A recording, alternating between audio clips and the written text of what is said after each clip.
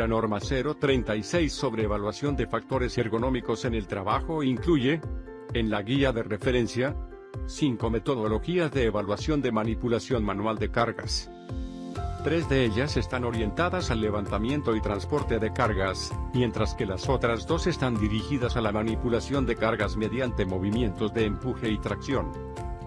Dentro del levantamiento y transporte de cargas, la primera metodología permite evaluar tareas de levantamiento y depósito de cargas, en tareas simples, sin considerar que el objeto pueda transportarse de un lugar a otro.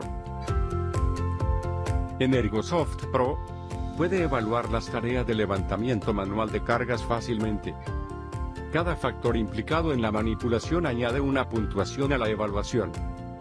Cuanto más mayores sean estas puntuaciones, mayor será el nivel de riesgo en la evaluación. En primer lugar, introduciremos el peso y la frecuencia de la manipulación, calculados según esta matriz.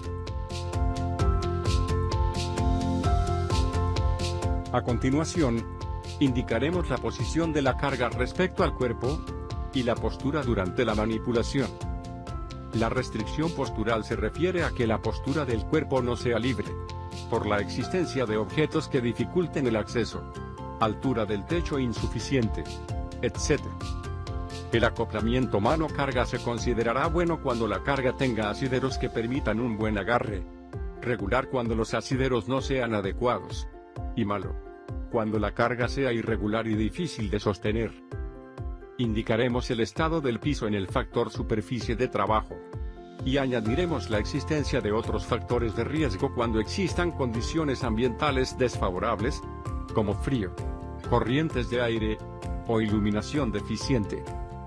El índice de riesgo se refleja en la gráfica superior, y los factores que más penalizan la manipulación se muestran en rojo y naranja.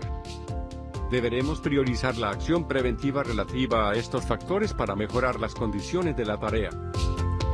La segunda metodología permite evaluar tareas de levantamiento y depósito de cargas, que impliquen un desplazamiento del trabajador entre el lugar de recogida y el de depósito.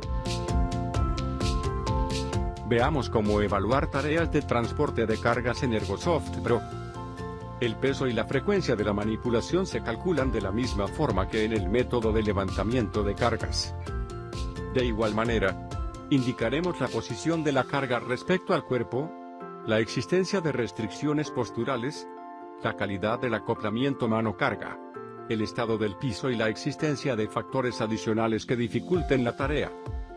Además de estos aspectos, deberemos indicar qué distancia de transporte recorre el trabajador con la carga, y la existencia de escalones, pendientes u otros obstáculos en la ruta.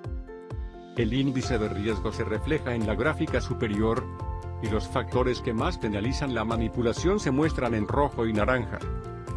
Deberemos priorizar la acción preventiva relativa a estos factores para mejorar las condiciones de la tarea que, en este caso, serían el estado del piso, la distancia horizontal de la carga respecto al cuerpo, y el peso de la carga.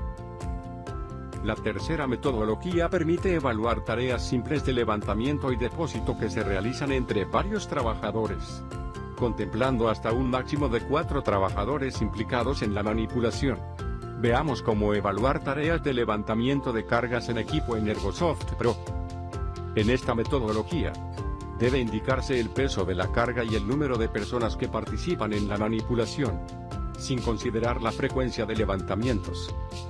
Indicaremos la posición de la carga respecto al cuerpo como en los métodos anteriores, y añadiremos si existe torsión o flexión lateral en la postura del tronco. El método de levantamiento de cargas en equipo añade el factor de comunicación, coordinación y control, en el que deberemos indicar si los trabajadores que participan en la manipulación están correctamente coordinados y comunicados. El índice de riesgo se refleja en la gráfica superior, y los factores que más penalizan la manipulación se muestran en rojo y naranja. Deberemos priorizar la acción preventiva relativa a estos factores para mejorar las condiciones de la tarea que, en este caso, serían el acoplamiento mano-carga y el peso del objeto transportado. Dentro de las metodologías de evaluación de movimientos de empuje o tracción de cargas, La primera evalúa la acción de empujar o jalar un objeto de forma manual. Esto es, sin utilizar ningún equipo o herramienta auxiliar de transporte. A diferencia de otras metodologías, no será necesario el uso del dinamómetro para obtener la fuerza realizada. Veamos cómo evaluar tareas de empuje o tracción de cargas sin equipo auxiliar en Ergosoft Pro. En esta metodología, el peso de la carga se relaciona con el tipo de actividad según la siguiente matriz.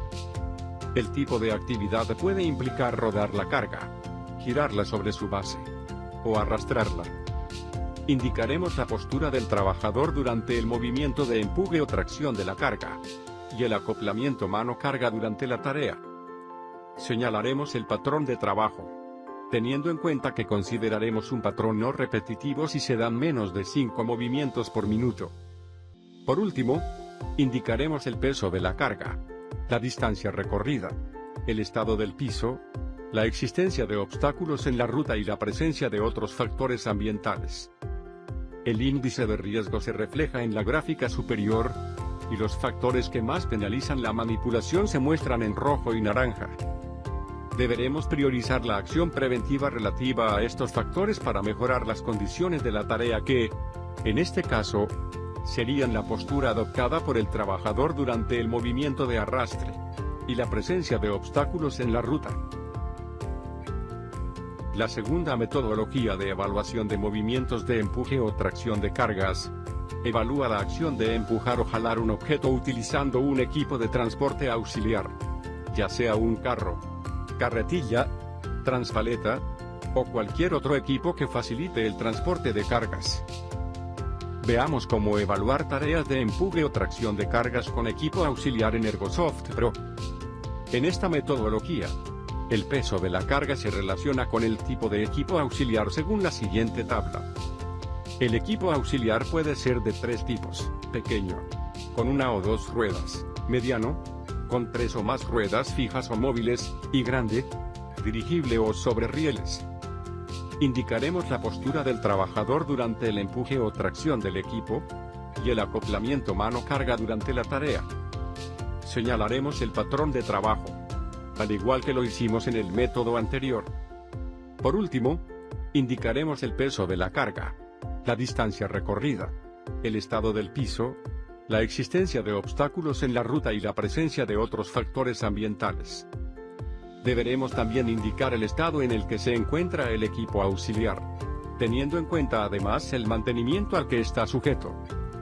El índice de riesgo se refleja en la gráfica superior, y los factores que más penalizan la manipulación se muestran en rojo y naranja.